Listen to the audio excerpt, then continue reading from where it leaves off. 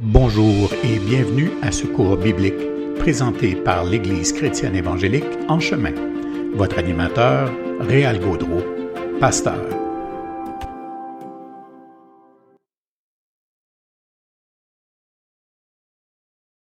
Une bonne soirée à tous. Aujourd'hui, jeudi, le 10 mars de l'an 2022. Donc, ça me fait plaisir d'être avec vous pour la troisième séance de ce cours Plaire à Dieu ou, si vous aimez mieux, Comment plaire à Dieu. Donc, on a vu dans les 2 premières semaines, si vous vous souvenez bien, on a énormément parlé de la foi. On a parlé de ce que c'était la foi à partir du texte d'Hébreux 11 qui affirme que, or, sans la foi, il est impossible de lui être agréable. Donc, j'ai voulu quand même prendre le temps de bien expliquer ce qu'implique la foi ici et ce qu'elle n'implique pas. Donc, quand le mot foi est utilisé dans le Nouveau Testament, il ne veut pas toujours dire la même chose. Donc, c'est pas toujours une affaire de ferveur, la foi. C'est aussi une question d'appartenance à Jésus-Christ, donc d'appartenir à ce milieu, à ce monde de la foi en Jésus-Christ. Donc, on a voulu également montrer que les héros de la foi, donc, ou les témoins de la foi qui sont mentionnés dans Hébreux 11, sont mentionnés en tant qu'ils sont des héros, oui, mais ils sont à la fois des appelés. Donc, ils ne sont pas des héros de par eux-mêmes. C'est pas eux qui se sont appointés. C'est pas eux qui ont eu une bonne idée un matin, suivant un certain libre arbitre, de dire, ben moi, j'ai envie de marcher avec Dieu, puis je vais faire ceci, cela pour lui. Je vais créer une grande nation. Et puis, voyez-vous, les héros ne sont pas des gens qui projettent leur vie. C'est pas des hommes qui ont des projets. Ils n'implantent rien. Ils sont des héros parce que justement, ils ont choisi de ne rien implanter, sinon de laisser Dieu faire une œuvre, son œuvre à lui, à travers leur vie. Et pour moi, il y a dans l'exemple qu'ils sont, une instruction extrêmement importante à nous qui sommes arrivés au 21e siècle parce qu'on est dans un siècle de projets, d'idées, de créativité. Et puis, souvent, ce qu'on fait, c'est un peu le contraire de eux. On arrive devant Dieu avec nos projets et on projette que nos projets sont ses projets. Fait qu'on prie pour que Dieu bénisse nos projets. Et c'est comme ça qu'on anticipe la marche avec Dieu et on vit la réussite ou l'échec en fonction de la réussite ou l'échec du projet. Donc, il y a beaucoup de chrétiens dans notre siècle qui sont découragés puis déprimés parce qu'il y a plein de choses qui n'ont pas marché. Et puis moi, souvent, ce que j'essaie de leur dire, c'est parce que tes projets, c'était pas forcément les projets que Dieu avait prévus pour toi d'avance. Donc, Éphésiens 2.10, on a vu ça également. Dieu nous a sauvés par pure grâce, par le moyen de la foi. C'est un don de Dieu, tout ça. Mais ce qui est aussi un don de Dieu, c'est les projets que Dieu a formés pour nous d'avance, afin qu'on les mette en pratique. Donc, marcher avec Dieu, c'est d'apprendre à se calmer, à calmer nos projets, nos idées, qui ne sont pas nécessairement mauvaises, mais qui sont juste, quelquefois, assez bonnes pour nous aveugler des desseins de Dieu pour nous. Donc, j'ai voulu montrer que ce qui est agréable, au fond, sans la foi, il est impossible de lui être agréable. Et c'est à la fois, d'abord et avant tout, la foi dans le sens de son œuvre à lui, qui implique notre appartenance, notre appel à lui.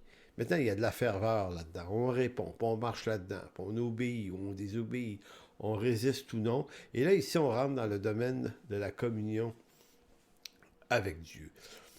Au menu ce soir, 2 sujets. Un petit et un plus long. On va terminer la foi sur une courte séquence dans un thème qui va s'appeler foi et objet de la foi. Donc, distancier les deux idées, parce que ça peut paraître la même chose, mais il y a la foi au sens de ma ferveur, je dis ça souvent, mais il y a aussi la foi en tant qu'objet. Qu'est-ce qui est important? Ma foi ou ce qui est l'objet de ma foi? Donc ça sera le premier sujet. Et le deuxième sujet principal ce soir, ça va être la question de la sanctification. On sait que la sanctification joue un rôle majeur dans la vie d'un croyant.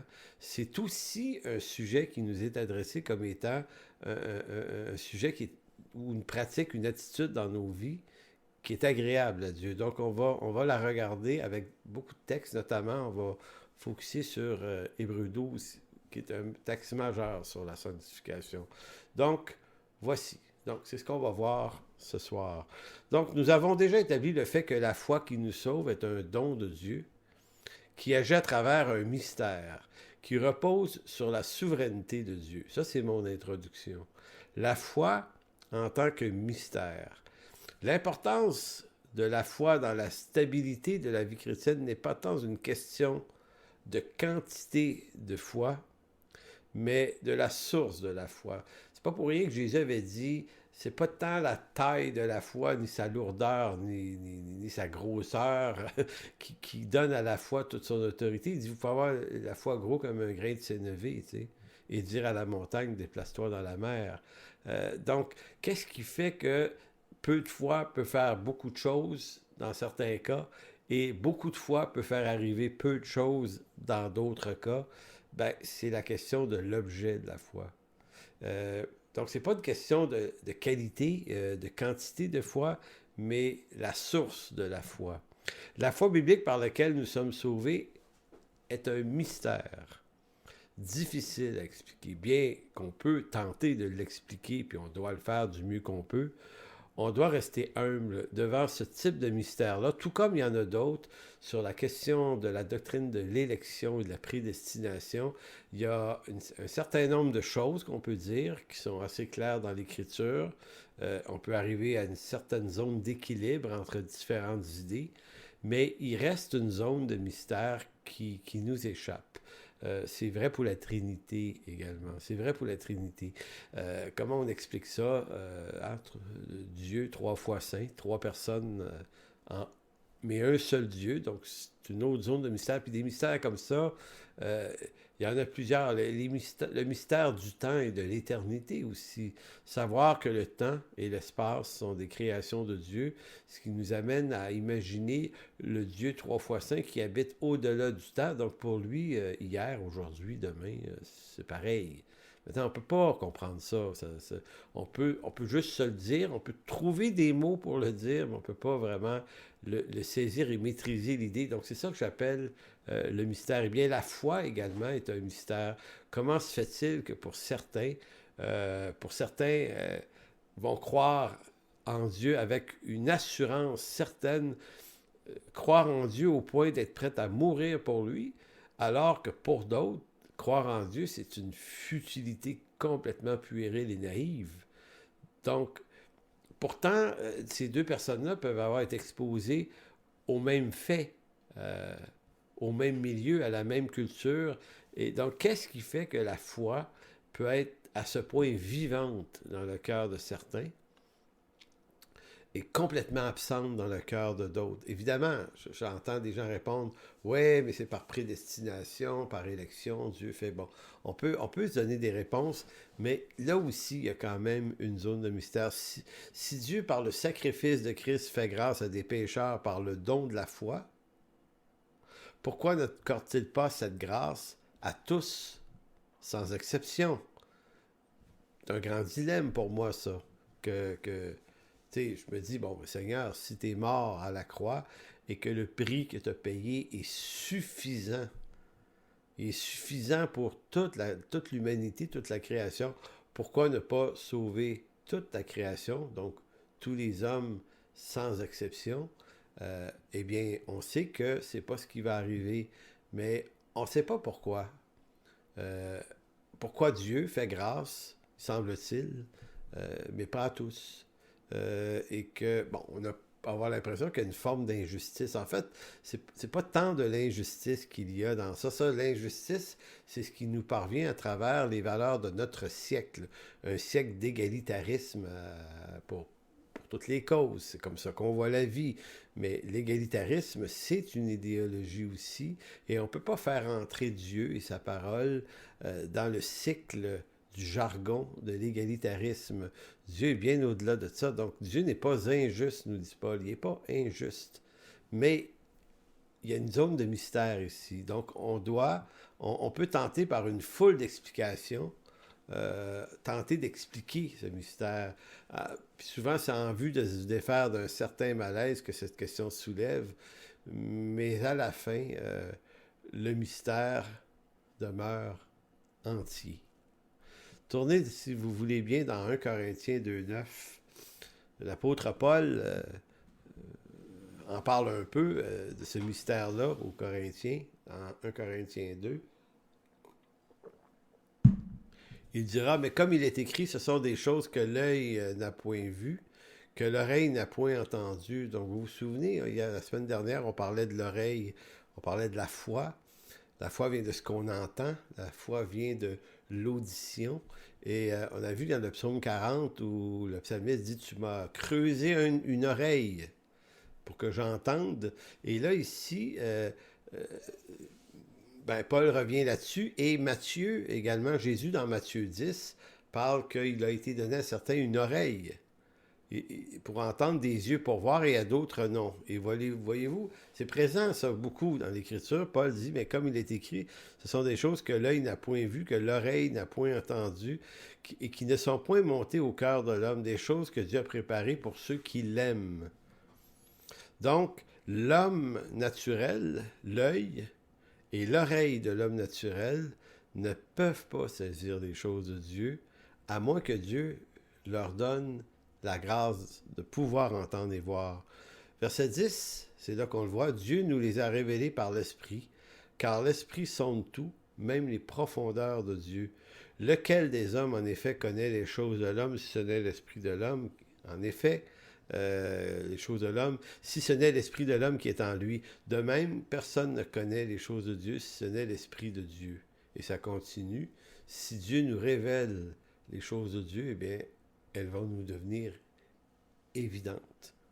Maintenant, ici encore, il est dit que tous n'ont pas reçu des yeux pour voir, puis tous n'ont pas reçu des oreilles pour entendre. Il existe des mystères. Voyez-vous, il dit, il les a préparés pour ceux qui l'aiment.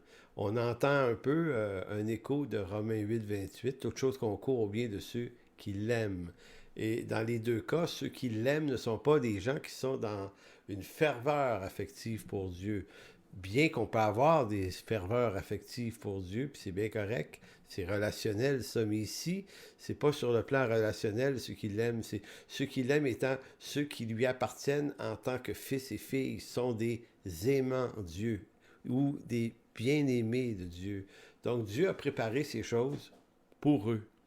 Bon, il existe des mystères dans la parole de Dieu qu'il vaut mieux maintenir dans l'état de mystère, car à trop vouloir les démystifier, ces mystères se transforment des fois en absurdité. La foi est l'un de ces mystères-là, puis il faut tenter de... Puis là, je suis pas en train de dire qu'il ne faut jamais étudier ces choses, il faut les étudier, mais il faut être capable d'arrêter à un moment donné à essayer de tout expliquer et comprendre que si on veut trop expliquer, on va dépasser, on va bafouer le concept du mystère et on va faire dire à des textes des trucs qui, à un moment donné, ça devient absurde, littéralement, nos explications. Et là, on crée des espèces de schémas d'explications qui rentrent dans des formes de radicalisme qui font pas de sens et qui se contredisent ailleurs dans l'Écriture. Donc moi, j'essaye maintenant de tempérer mes mouvements dans ce sens-là. Alors voilà pour ça. L'objet de la foi et objet de la foi, c'est car nous disons-le comme ça, nous savons déjà que sans la foi, il est impossible de lui être agréable. Ça, on le dit. Mais ce qui reste à éclaircir ici, c'est quel est l'objet de la foi? Non pas simplement ma ferveur, ma foi, mon intention, mais ce en quoi j'ai cru. Est-ce la foi dans le sens de ma ferveur qui plaît à Dieu ou la foi dans le sens de celui qui en est l'objet? La différence entre ces deux concepts est vraiment importante. Si pour plaire à Dieu, je dois me maintenir dans une attitude fervente de foi pour montrer que je suis un chrétien bouillant, je risque de sombrer dans la mascarade de la foi. Donc, effectivement, si on croit qu'il faut être bouillant, puis souvent, à tort, on utilise ce texte d'Apocalypse, l'Église de Laodicée, qui dit de ne pas être tiède. Soit froid ou soit bouillant, mais ne soit pas un tiède. Et là, on imagine ce que c'est un croyant bouillant et on essaie, et j'ai vu ça à de multiples reprises, on peut entrer dans le jeu, si on veut, le théâtre de la chose. Donc, se donner une mascarade de foi vivante par émotion, ou des gens qui, entrant à l'église un dimanche, tout à coup deviennent une autre personne dans ce bâtiment face aux frères et aux sœurs, mais qui, le reste de la semaine à la maison, sont pas du tout dans cette attitude-là. Donc, on parle ici d'une mascarade et non de la foi. Donc, si on pense que la foi, la force de la foi, la vigueur, la ferveur de la foi dépend de moi seulement, bien forcément, je vais en faire un théâtre. Et c'est notamment percutant chez bien des pasteurs, malheureusement, où on arrive sur l'estrade le dimanche et puis tout à coup, on développe un langage, puis un discours, puis une tension, puis on crée des passes par la bande, puis on se décrit par notre propre prédication comme quelqu'un de vivant et en feu, puis là on bouge, puis là, tu sais, on veut créer la caricature du chrétien bouillant. Et la question de savoir, c'est est-ce que c'est juste vrai pendant ta prédication? Parce que si c'est juste vrai là, ben là, tu es en train de tromper les gens qui t'écoutent. Donc, on doit mesurer ce qu'on est en train de dire parce qu'on va être jugé là-dessus d'une part. On va être doublement jugé même. Et en plus de ça, on va faire du mal à des gens en leur faisant croire qu'ils pourraient, peut-être, s'ils se sanctifiaient davantage, atteindre notre niveau d'excellence qu'on est en train d'exposer pendant la prédication par notre attitude bouillante, mais qui est au fond quelque chose de faux. Donc, vaut mieux être un peu plus transparent ou davantage transparent et honnête et vivre notre foi comme elle est. On ne veut pas faire un spectacle avec ça, on veut simplement enseigner la parole. Comme pasteur, on vit les mêmes tensions, les mêmes tentations, les mêmes difficultés que tout le monde. Et puis, des fois, ça fait du bien aux gens de nos églises de le savoir, ça, de comprendre qu'on n'est pas 10 étages de sainteté au-dessus d'eux. Donc, autrement dit, si l'enjeu de la foi dépend de moi et que c'est ça que j'essaye de donner comme instruction, ben, ça me rend responsable de l'intensité de mon niveau d'agréabilité devant Dieu à mon égard. Là, j'explique cette idée-là. Ou bien c'est Jésus l'objet de ma foi qui est important, ou bien c'est l'intensité de ma foi qui est importante. Maintenant, si c'est l'intensité de ma foi qui est importante, ça me place dans une condition où je deviens responsable de mesurer, de gérer, d'intensifier ma foi, parce que c'est ça qui établit mon niveau d'agréabilité devant Dieu, me dis-je. Sans la foi, il est impossible de lui être agréable. OK, ben moi, je vais être agréable à Dieu, donc je vais lui montrer l'intensité de ma foi et il va me considérer comme agréable. Mais tout ça, c'est une autre forme de mascarade. Parce que si telle est la vérité, si ça c'était vrai, ben je serais le plus malheureux des hommes. Pourquoi? Ou des chrétiens, je dirais. Car c'est comme si c'est de moi que dépend la qualité de l'humeur de Dieu à mon égard. Maintenant, moi, là, je souhaite avoir affaire à un Dieu qui est déjà de bonne humeur en partant. Je sais que Dieu, dans sa relation père-fils avec moi, peut me châtier. Ça, c'est une autre affaire. On est d'accord avec ça. Mais le châtiment de Dieu, on va lire les textes d'Hébreux tout à l'heure, ne font pas varier son amour et son affection pour moi comme enfant. Moi, j'ai des enfants, j'ai 2 garçons. J'ai jamais arrêté d'aimer puis d'apprécier mes fils, malgré des situations des fois, on le sait tous, quand on élève des enfants, nos enfants n'ont pas toujours une conduite agréable, certes, mais leur conduite agréable ne modifie pas le fait que mes fils me sont agréables tout le temps quand même. Donc, cette distinction-là, elle est très importante. Donc, certains considèrent la foi ou l'intensité de la foi comme étant la mesure que regarde Dieu pour savoir si Dieu va les apprécier, va les trouver agréables. Donc, encore là, on fait reposer sur soi et sur sa propre foi l'humeur de Dieu à mon égard. Et si on fait ça, on va s'écraser, on va s'épuiser, ça ne fonctionnera plus parce qu'on va avoir l'impression que c'est une question de succès, c'est une question de croissance. Et combien des fois j'ai vu des pasteurs s'écrouler devant Dieu, être littéralement déprimés parce que les choses ne se passent pas comme ils s'attendaient. le succès n'arrive pas comme il le pensait, puis dans ce temps-là, tu as de la difficulté à être le pasteur de ceux qui sont là, parce que tu aurais voulu être le pasteur de quelque chose de plus volumineux peut-être. Mais ce qui fait que Dieu donne de la croissance à une œuvre, c'est pas c'est pas une équation mathématique, c'est une équation spirituelle. Sois un berger pour ceux qui sont là. Ramène ça dans la simplicité de donner ta vie pour tes brebis, puis t'occuper d'eux autres, puis de les instruire, d'être le présent dans leur vie autant que c'est possible. Et si et pour avoir une croissance, ben, elle arrivera par le Saint-Esprit et non pas par ma foi et mes bonnes idées. Mais si plutôt ce qui plaît à Dieu est celui qui est l'objet de ma foi, qu'est-ce qui plaît à Dieu, le Père? Ben, c'est Jésus son Fils. Et c'est Jésus son Fils qui est l'objet de ma foi. Alors, mes fluctuations d'intensité, de foi à moi, ne vont rien changer à l'amour que Dieu a pour moi. Et ça, c'est extrêmement important. Je dois être sûr que le Dieu que je sers, lui, il est stable. Il est un rocher. Il ne bouge pas.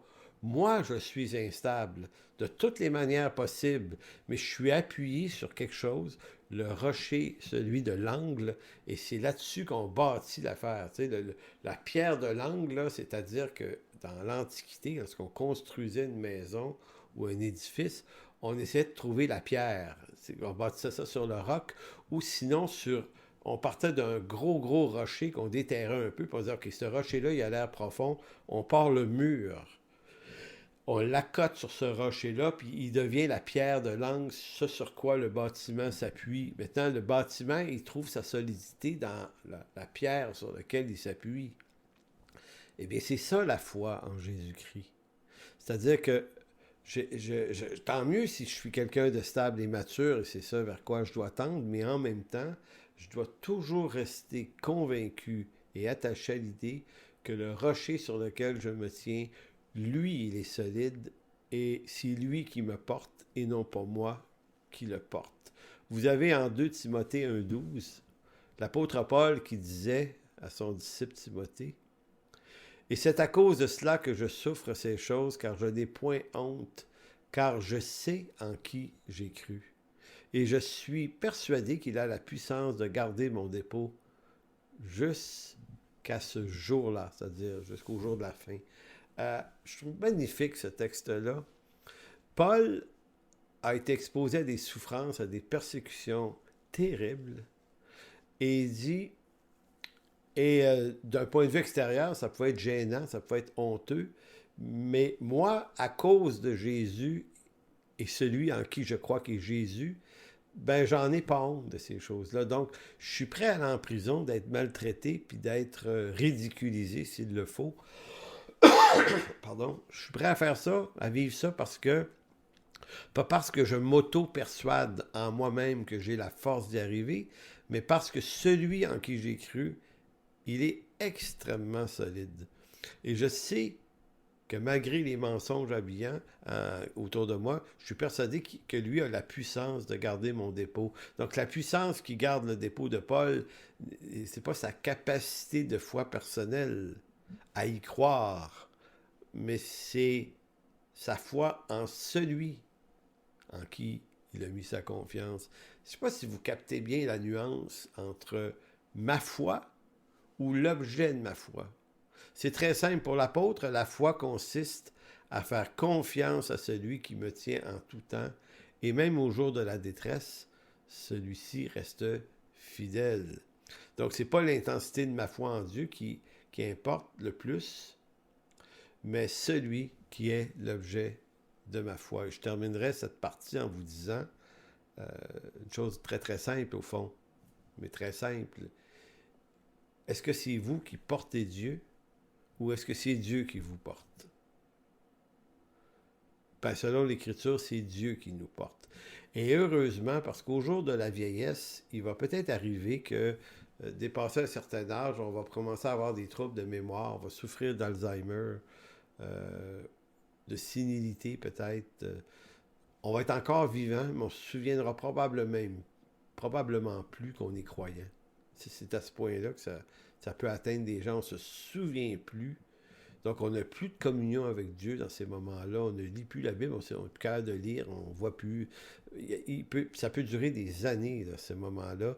L'idée, c'est que, est-ce que cette personne-là pourrait se dire, ben là, vu qu'elle n'a plus de communion avec Dieu, qu'elle ne marche plus avec Dieu, qu'elle ne se souvient même plus de Jésus, est-ce que ça remet en question son salut?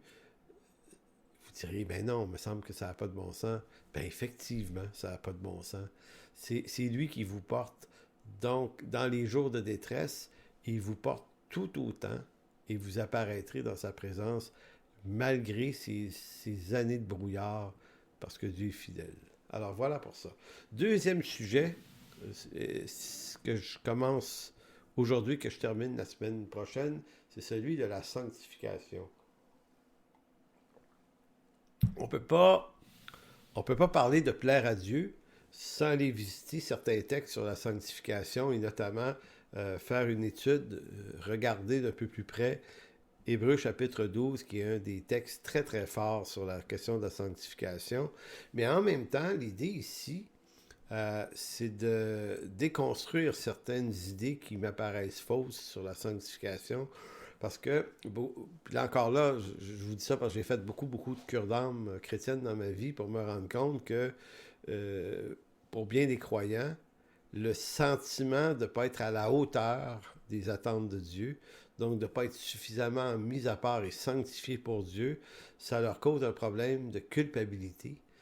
Une culpabilité qui peut être extrêmement destructive pour eux, ce qui fait en sorte qu'éventuellement, ben, leur marche avec Dieu est affectée, puis certains abandonnent, ou certains, sans abandonner, vont devenir des gens qui vont s'asseoir dans l'église, puis qui vont pas faire de bruit, puis qui se lèvent, s'en vont chez eux après. Puis, tu sais, ils vont entrer dans une pratique minimaliste parce qu'ils se sentent en constat d'échec. Et peut-être que le milieu chrétien, le milieu théologique auquel ils appartiennent, va investir à les faire sentir médiocres. Donc, on n'est pas capable, dans ces milieux-là, de les rattacher au fait qu'ils sont des enfants de Dieu et qu'ils sont agréables à Dieu, même dans la difficulté. Donc, la sanctification est effectivement un moyen de plaire à Dieu, mais attention, c'est pas juste une histoire de bonne conduite, la sanctification, c'est beaucoup plus sérieux que ça.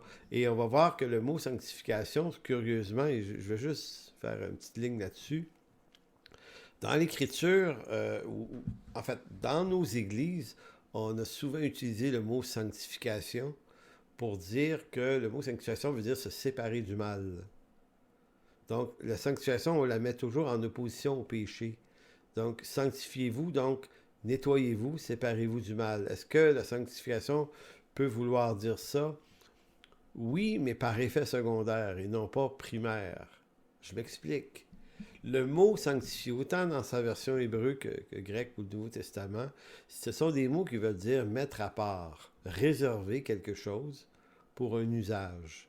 Donc le mot sanctification ne veut pas d'abord dire se séparer du mal, mais ça veut dire s'approcher de Dieu, se mettre à part pour lui. Dans l'Ancien Testament, il y avait des objets dans le temple qui étaient mis à part pour Dieu. Des ustensiles, par exemple. Les pectoraux du souverain sacrificateur et tous les habits sacerdotaux étaient mis à part, sanctifiés aussi. La barbe et la tête d'Aaron, le sacrificateur, étaient sanctifiés. Il y avait plein d'objets qui étaient sanctifiés. Maintenant, est-ce que vous pouvez demander à des objets, des objets en métal dans la célébration du culte lévitique, on ne peut pas dire à des objets inanimés de ne pas vivre dans le péché. Voyez-vous, le but de la sanctification, c'est pas ne pas être dans le péché. Le but, c'est d'être réservé pour Dieu. Maintenant, par truchement, effet primaire et secondaire, si vous réservez une chose pour Dieu, vous l'approchez du bien, vous l'éloignez du mal. Donc, l'éloignement du mal devient l'effet de la sanctification et non pas la sanctification elle-même. Maintenant, pour ne pas avoir fait cette distinction-là, souvent, beaucoup d'instructions dans les églises ont mené des gens à vouloir absolument se sanctifier pour Dieu. Donc, dans le sens de que s'éloigner du mal sans comprendre pourquoi il le faisait. En d'autres mots, je vais me battre contre mes péchés, tenter d'avoir la victoire, et après ça, je pourrais m'approcher de Dieu. Mais non. La sanctification, c'est s'approcher de Dieu premièrement, et par effet secondaire, ça va nous éloigner du mal. Donc, l'idée souvent répandue que la sanctification consiste à s'éloigner du péché de manière à vivre dans la sainteté comme unique façon de plaire à Dieu.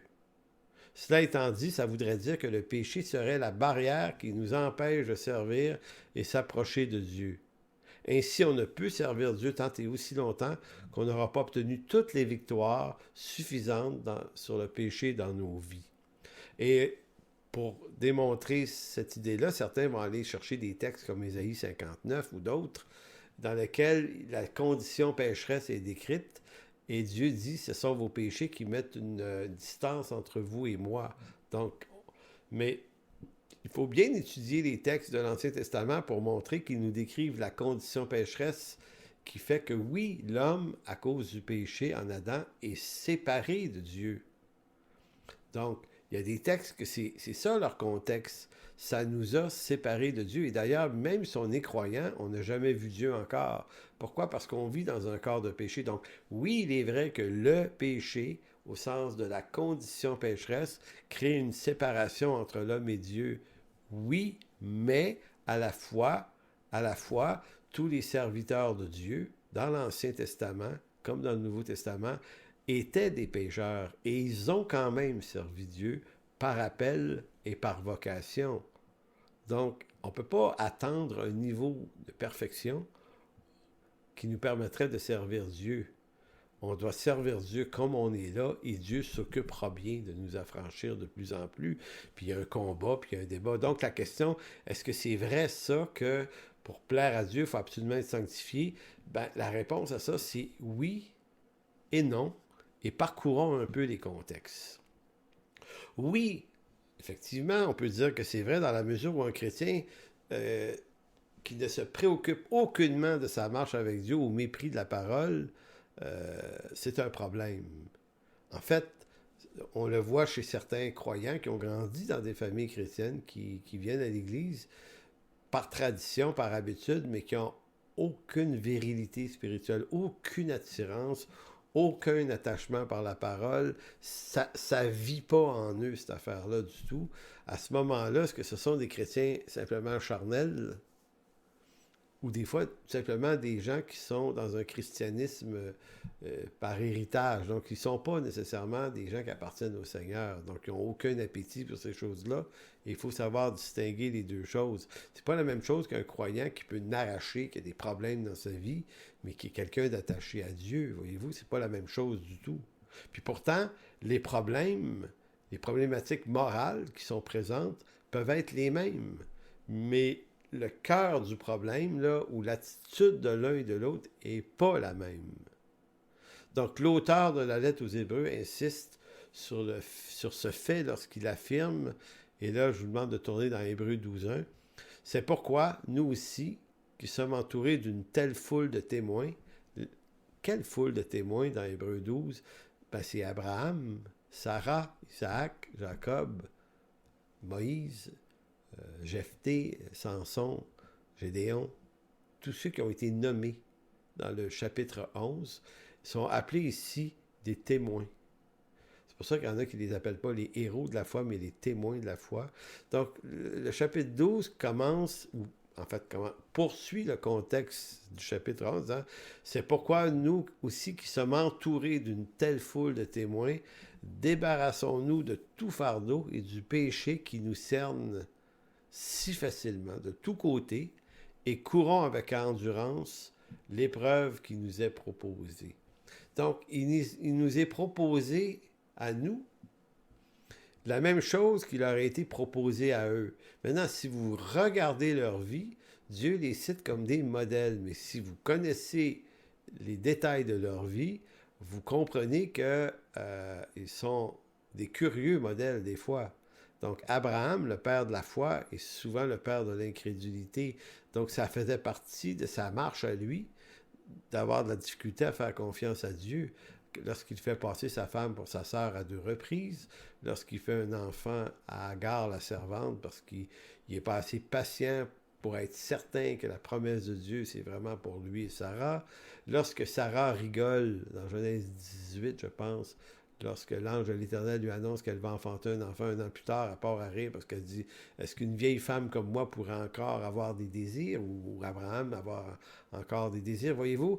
Donc, c'est pas des gens qui ont une ferveur, qui font un party avec, à chaque fois que l'ange de l'Éternel leur apparaît comme s'ils se disaient « Oui, nous savions, oui, nous sommes forts spirituellement. » Non, ce sont des gens fragiles, qui ont de la difficulté.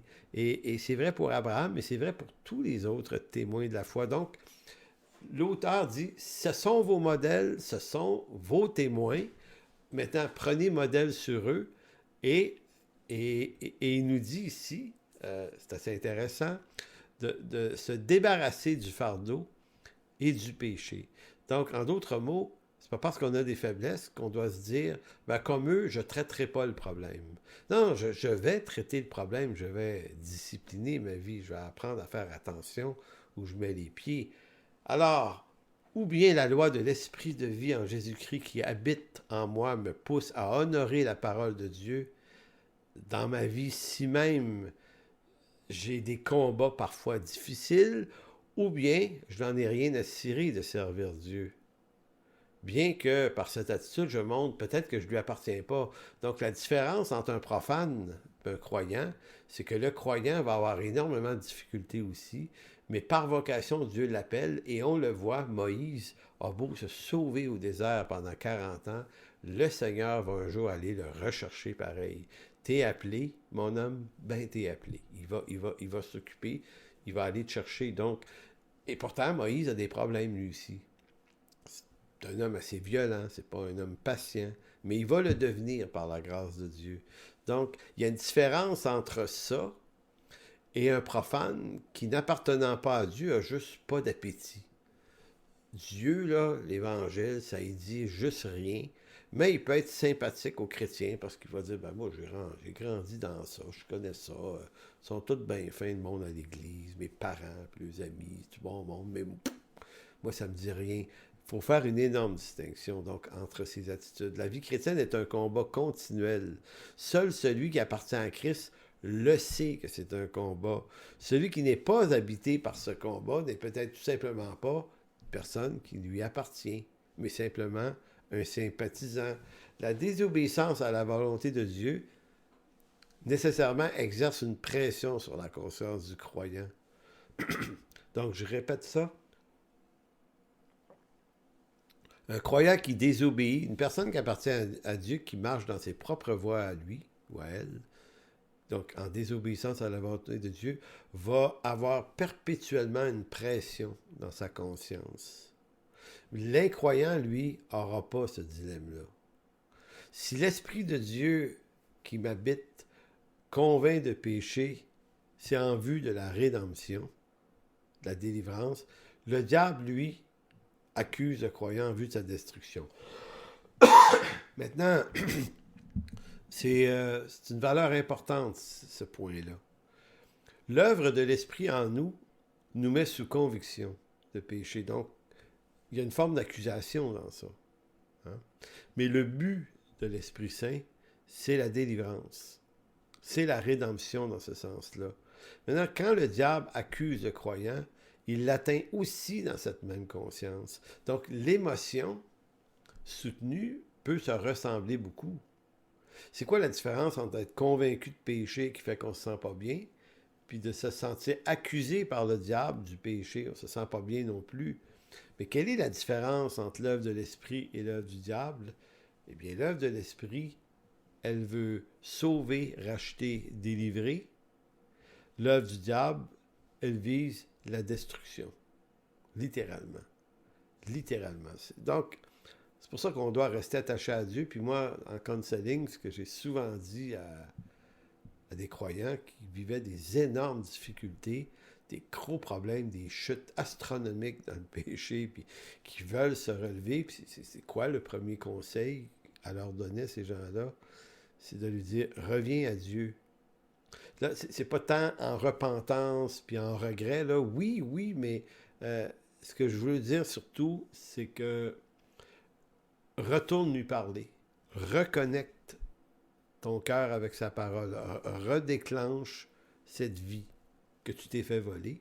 Redéclenche ça tranquillement parce que le mot sanctifié, ce qu'il veut dire, c'est essentiellement ça. Mets-toi à part pour Dieu. Remets-toi à part pour Dieu encore. Et le péché ou tes affaires, là, ça va se reculer. Un peu comme être sur un bateau où on voit le rivage qui s'éloigne tranquillement. Puis des fois, c'est pas un moteur qu'on a, c'est des petites rames. Puis le rivage ne s'éloigne pas bien vite. On le voit longtemps encore. C'est pas grave. Il faut juste continuer. Donc, si on va dans Hébreux 12, versets 5 à 11, vous allez voir, c'est un magnifique texte qui peut-être fait peur, mais qui en même temps est extrêmement béni. Si je ne me trompe pas, je suis dans la version Sommaire, là. Donc, verset 5, « Et vous avez oublié cette parole d'encouragement que Dieu vous adresse comme à des fils. Mon fils, ne prends pas à la légère la correction du Seigneur et ne te décourage pas lorsqu'il te reprend.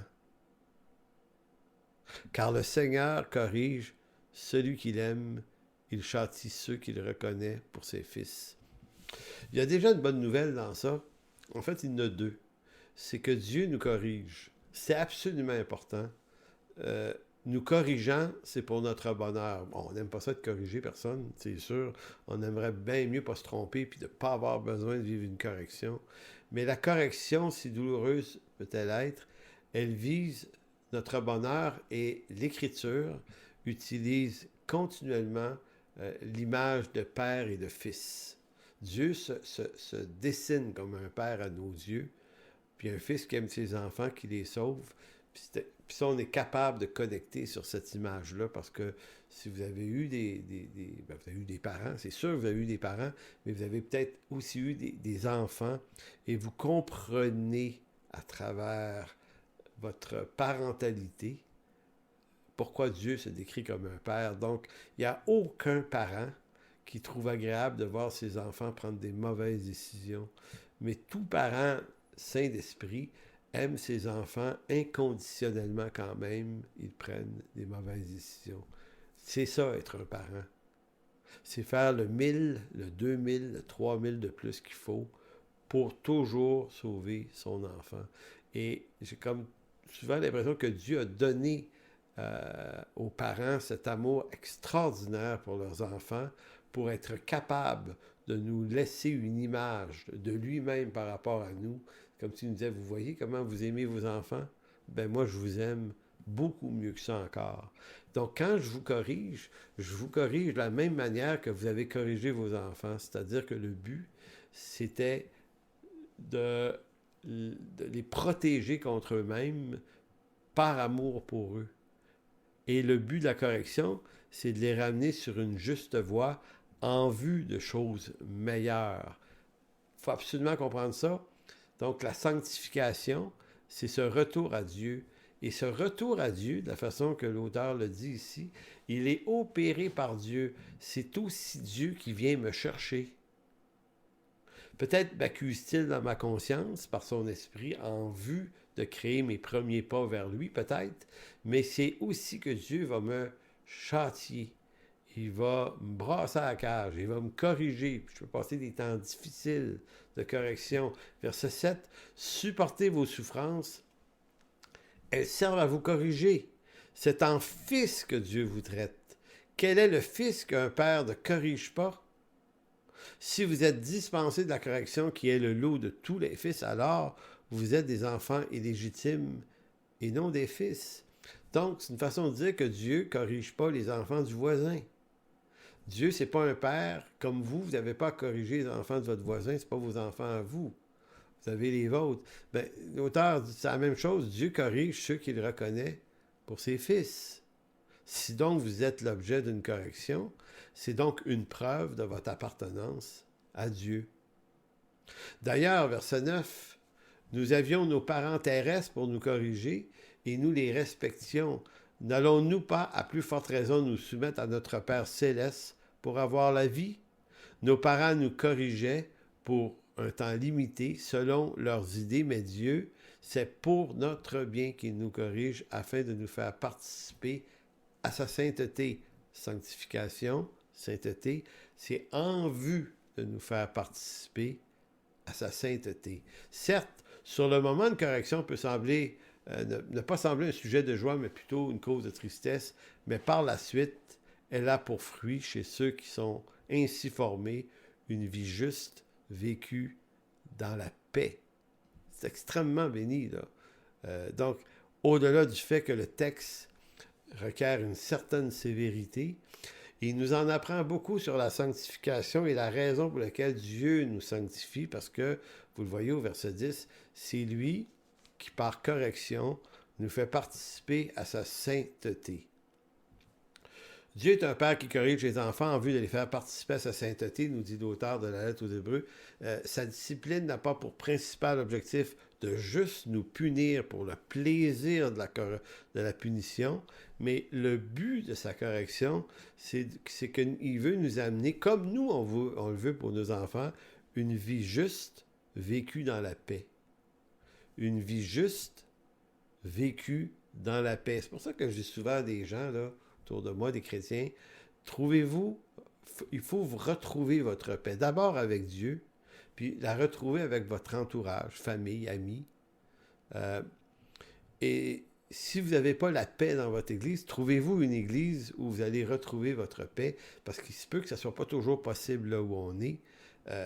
Mais le but, l'importance de la paix, pour moi, c'est devenu une valeur primordiale dans la vie d'un croyant, parce que c'est quand notre cœur est dans des dispositions de paix qu'on arrive à avoir une relation avec Dieu qui est saine, ce qui nous amène des relations humaines saines également. C'est extrêmement important. Donc, lorsqu'on est dans un milieu qui n'est que des troubles tout le temps sans arrêt, ben, si les troubles ne se règlent pas, des fois, on veut persévérer, on étire la chose en se disant on va attendre un peu, peut-être que plus tard, peut-être ça va se régler, mais il faut comprendre que quand les problèmes perdurent sur du long terme puis que ça ne se règle jamais, bien, ça risque de ne jamais se régler non plus.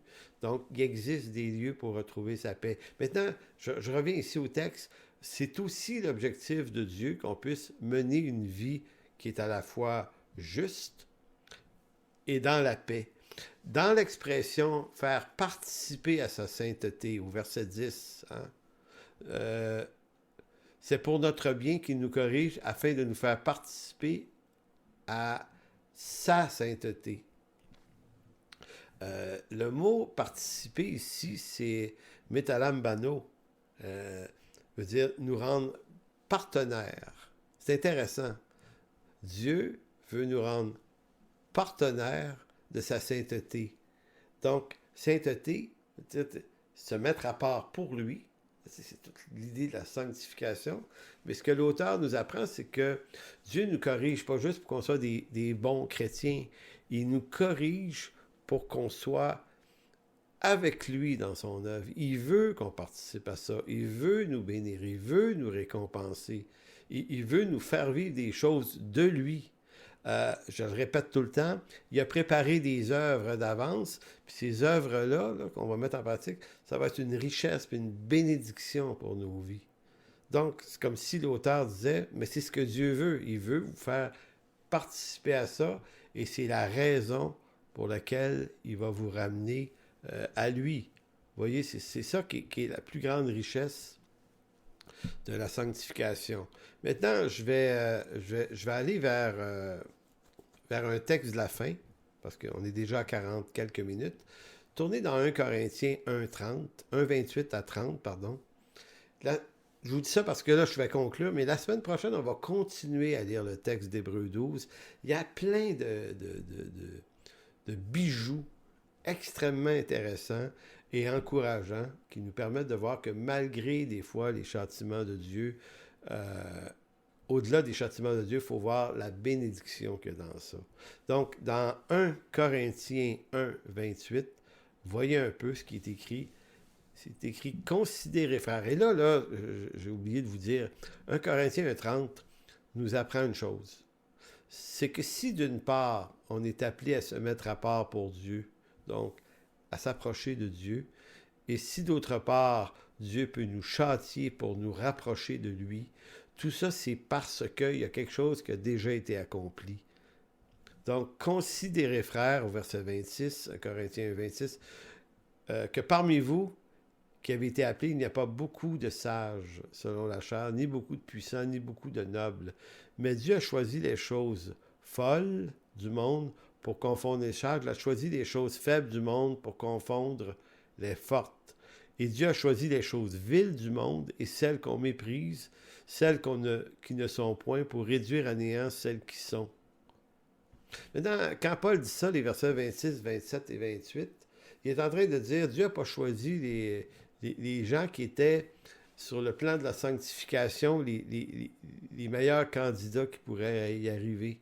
Il a choisi des pécheurs, il a choisi des prostituées qui vont devancer tous les autres dans le royaume de Dieu, des gens de mauvaise vie. Donc, il n'a pas choisi des gens qui étaient avantagés éthiquement et moralement et humainement dans son œuvre. Il a choisi ce qui est faible, ce qui est fou, faible et vil. Il a choisi ce qu'il y a de pire. Pourquoi? Verset 29, il dit, c'est afin que nul ne se glorifie devant Dieu.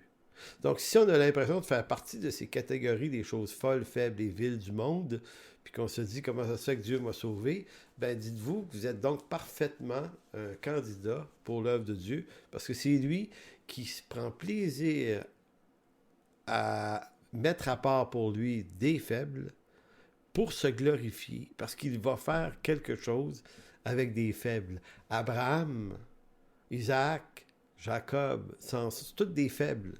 C'est tous des gars fragiles, des gens qui ont beaucoup de problématiques, et Dieu a fait son œuvre à travers eux, donc il va la faire à travers vous. Donc, afin que nul ne se glorifie devant lui, or, c'est par lui que vous êtes en Jésus-Christ, et de par Dieu a été fait pour nous sagesse, justice, sanctification et rédemption, afin, comme il est écrit, que celui qui se glorifie dans le Seigneur.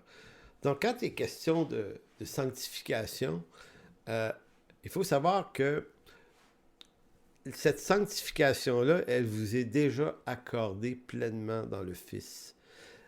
Le texte est simple. En lui, il vous a été donné de la sagesse de Dieu, mais votre justification est complète en Jésus-Christ. Votre rédemption est complète en Jésus-Christ. Mais tout autant que votre sanctification, vous avez déjà été mis à part pour lui, pour des œuvres qu'il a préparées d'avance. Maintenant, c'est son problème de le faire. Maintenant, nous, on doit s'attacher à lui et non pas rester attaché à lui. Il y a une grosse différence. On est à lui. On ne peut pas se détacher de lui, mais on peut s'attacher davantage à lui, le connaître et de ne pas se laisser apeurer par nos problématiques, nos difficultés, mais se laisser attirer à lui. Dire, regarde Seigneur, moi je ne peux pas y arriver, là. Moi j'ai trop de problèmes, j'ai trop de ci, j'ai trop de ça, mais ça a l'air que c'est toi qui appelles, ça a l'air que c'est toi qui es fidèle, fait que je vais faire confiance à ça. Alors merci Père de bénir cette instruction. Merci de nous donner de l'intelligence dans ces choses, c'est-à-dire la sanctification, pour plutôt que d'en voir un thème redoutable, qu'on puisse plutôt en voir un thème efficace, édifiant et constructif pour notre marche dans tes voies. Alors, merci, mon Dieu. Amen. Donc, c'était la séance numéro 3, plaire à Dieu en ce 10 mars. Je vous convie la semaine prochaine, le 17, pour la séance 4. D'ici là, portez-vous bien.